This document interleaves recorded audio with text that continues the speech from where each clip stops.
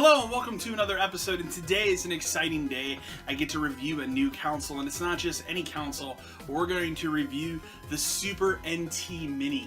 I have been looking absolutely forward to getting my hands on this piece of hardware. As you guys know, I'm a huge fan of the Super Nintendo. It is my favorite console of all time. I bought and played a lot of the Super NES Classic last fall. I modded it, played a bunch of games on there. I've enjoyed my time with the Super NES Classic, but I wanted something more, and I think a lot of people have wanted something more. I wanted a way to play these games in high definition, and in the last year I've been trying to upgrade my setup over here, which you guys can't see because it's off camera, to output everything to HDMI, and it's been a fun, somewhat expensive at times process, but I'm kind of getting down to the final pieces of the puzzle here, so to speak. And one of the last pieces of the puzzle for me was getting a way to play Super Nintendo games in high definition. And lo and behold, the Super NT Mini came along. The company Analogue, who makes the Analogue NT Mini, which is the NES version of this, did an outstanding job with that machine. It's a really, really cool machine, really excellent. And I'm not going to try and put down the NES here. I do like the NES as well. It is not my favorite console of all time like the Super Nintendo, but I do have a love and admiration for that system. However, the Analogue NT Mini has a price tag of $450, and while I do like the NES, it is not one of my favorite systems of all time, and I can't justify the $450 price point for that. However, the Super NT Mini carries a price point of $189.99. It's a lot easier to swallow than $450. Now, there is a caveat to the $189.99 price point, and that is you have to buy the controller separately. You don't have to buy a controller though. The thing that is nice about the Super NT Mini is that you can plug in your original Super Nintendo controllers and they will work just fine. However, I wanted to have a wireless controller for this thing because I thought that would be cool. So Analogue has partnered with 8BitDo, and they've kind of made these really cool versions of the Super Nintendo controller that are wireless. This is the 8BitDo gamepad that is designed specifically for the Super NT Mini. Also, a thing that's nice to note about this is this receiver that comes with it will actually work in your original Super Nintendo should you desire to hook that up that way.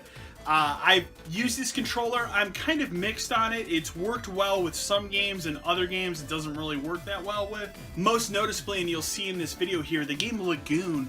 For some reason, when I press down on the D-pad, my character walks either to the left or to the right. And I don't know if it's a problem with the wireless connectivity of this controller or if it's a problem with the system. I have not tested one of my original Super Nintendo controllers on this machine at the time of this recording, but I plan to shortly. Other than that, every other game that I've tried for the most part has worked flawlessly and looked excellent.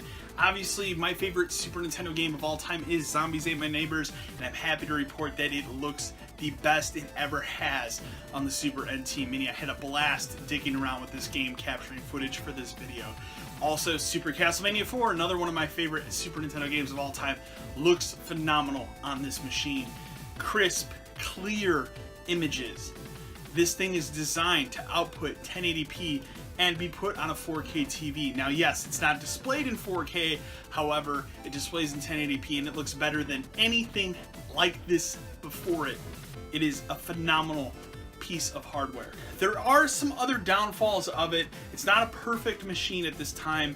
However, the company Analogue is doing a phenomenal job at updating the firmware of it, which you can update the firmware of the machine with the SD card reader that's in the side of the machine. Now, I was a little bummed by this when I opened it up because I assumed I could just stick a flash drive in here, and when I saw that it is actually an SD card, I didn't own an SD card. I had to go out and buy an SD card because I just don't own one. So that was a little bit of a bummer, but whatever, not a big deal. Another thing I do really like about the machine is if you've ever used any of the other, clone systems and stuff like the Retron 5 or anything, these cartridges just don't ever click in a satisfying way, and I'm happy to show you guys that putting a Super Nintendo game in here, it works just awesome. Yeah, this one's rattling a little bit, but it sticks in real nice. Pulling it out's pretty simple. It has a good connection when you're putting it in the machine. So really appreciate that. I also like the rubberized finish on the bottom, so when you're setting it down, it doesn't really slide around. That's a really nice part of this. The other thing that keeps the cost of this machine down from the Analogue NT Mini is that they decided to go with just an HDMI out for this machine. So this machine doesn't have other video options. That doesn't really bother me, as I'm someone that's trying to upgrade everything to HDMI because that's the standard right now, but I could see other people being a little bummed about that. Another thing that's really cool about the Super NT Mini is that it comes with 2 games on there. It comes with Super Turrican the Director's Cut, which is an unreleased version of that game, and Super Turrican 2. These are excellent Contra type games, and I've had fun playing them and loading them up. It's also the easiest way to get in and out of the menus on the machine, and from running from a cartridge to running to this, it's really cool, and they're really cool pieces of Super Nintendo history. I also appreciate, and I don't have it in this video, they actually send you a box, a Super Nintendo box for Super Turrican. I actually took it to work and put it at my desk because I thought it was that cool to own a box of kind of a piece of gaming history. Now, there are some downfalls of this machine. Not every cartridge I've tried has worked on the machine. At the time of this recording, I haven't upgraded the firmware. I'm actually planning to do that tonight after I'm done recording this video, which is stupid on my part, but whatever. And with that being said, some games haven't worked, as I showed you guys in this video, just because this cartridge happened to be handy. My Super Mario All-Stars cartridge, not playing in the machine. Now, this is a pretty relatively clean cartridge, so I don't understand why that's not working, but it is what it is. But every other cartridge I've tried on this machine has worked. It has spit up an image almost immediately, and it's been really fun to revisit some of my favorite games in high definition. And you'll see kind of a montage throughout this video of some of the footage I've captured. Another thing I haven't tested yet is you can use a Super Game Boy on this machine and play Game Boy games. I haven't done that yet. I've heard mixed things on it. Some people say it works pretty well. Other people have told me that it's not the best. So that's a little bit disappointing, but it's understandable. This is the Super NT Mini, not the Game Boy NT Mini. So I get it. I understand it. Bottom line here is I think this system is awesome. If you're a retro collector, if you're someone out there like me that loves the Super Nintendo system and it's your favorite system of all time, this is a great machine to own if you want to play these games in the way they would be meant to be played today, in today's setting. I think it easily is worth the price point. It feels like a solid piece of hardware for something that is essentially a clone system. It feels like a sturdy piece of hardware. This doesn't feel like a cheap Retron. You know, the last thing I used before I used this thing is a Retron Retro Duo, I think it was called. And it was an okay machine. It was cool because it would play NES games and Super NES games, but the problem with it was it just never felt official or real. And yeah, you can go down the route of modding your original Super Nintendo. You know, some people have gone down the crazy route of getting a FrameMeister, professional video monitors, and all of that. But for me, I'm not wanting to go that route, at least not right now. I think that's like the deep end of this shit. And I just wanted a way to hook up my Super Nintendo and play Super Nintendo games in high definition 1080p right out of the box and not dick with things other than firmware updates. And I think for the price point, this machine is absolutely worth it.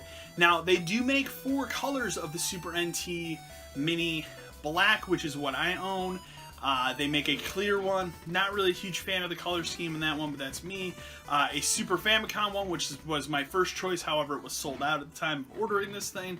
And then they also make a North American style Super Nintendo colored version. There's some neat menu options as well. I highly recommend changing the font on the machine when you first start it up because the font is hideous until you do that. It makes it kind of hard to read things. This is a fantastic machine for the people that love the Super Nintendo, and I love that machine to death. There's so many countless great games. As I've stated before, and I can't stress enough, it is my favorite console of all time, and I love having this Super Analog NT Mini in my collection. So anyways, that's my final verdict on the machine. I'm not going to give it a letter grade. If you guys love the Super Nintendo like I love the Super Nintendo, this is absolutely worth your time and money. Anyways, guys, I hope you enjoyed the video. Remember to like, share, and subscribe to the channel. And as always, until next time.